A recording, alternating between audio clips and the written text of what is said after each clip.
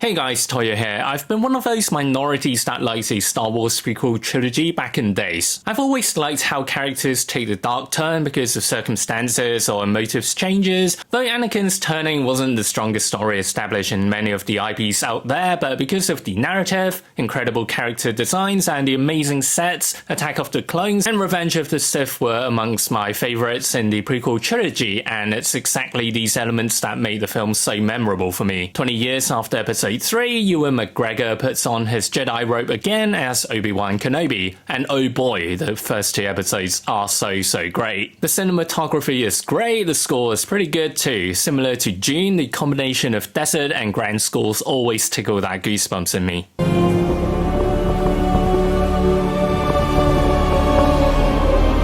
The story of this series kicks off with exploring what happened 10 years later after Obi-Wan Kenobi gave Luke and Leia away, and what he's been up to working at a meat factory and so forth. But the story really kicked off when Leia's parents let their kid loose and Leia got kidnapped by these thugs sent by the Inquisitors named the Third Sister. Hell, you'd think Senators would get better securities than this, right? Inquisitors are Jedis that have turned to the dark side to eradicate other Jedis and carry out tasks for the dark side, pretty much just like Anakin but lower ranks of course. I liked how their aesthetics, especially the clothing, even to the texture of the materials used, have taken inspiration from the Vader suit. What's more, they can even do Jedi parkours now.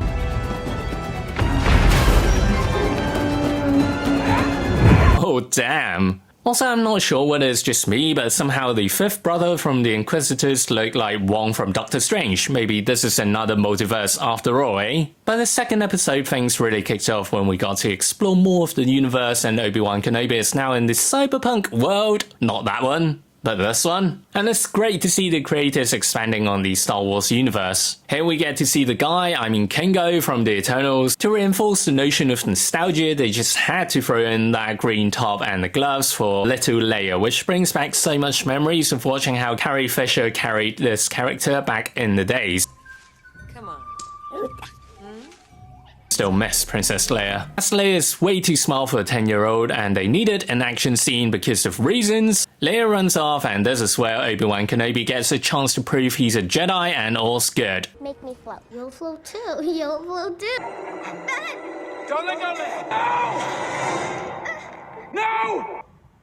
No! Somehow Kingo saw this from miles away and decided to redeem himself by helping the duo escape from the cyberpunk city. After a few board meetings of which merch would sell well for the new series, we got a cleaner and clearer shot of her snazzy new saber. But I still think that dark sword is much cooler from The Mandalorian, as the Third Sister wanted to prove herself by killing the Grand Inquisitor, so he gets off her back and told Obi-Wan that Anakin's still alive. He's been looking for you for a long time. We then got this shocker face because this series cannot happen without this reunion, right? The murder created a small window for both of them to escape to the coordinates given by Kingo, of course, and as a cliffhanger we got to see Anakin submerged with his burnt face. This series has been engaging so far, and I really can't wait to see what's up next for Obi-Wan before he fights Anakin again, as it would be nice to fill up more of the story gaps in between episodes 3 and 4. Not that it's mandatory, but I do appreciate the series. There's a lot of value to be had here in terms of production, story, and aesthetics wise, which I really dig. Remember to like the like button and sub to my channel for more stuff like this. Check out my other videos, and I'll see you guys next time. Stay safe and bye now.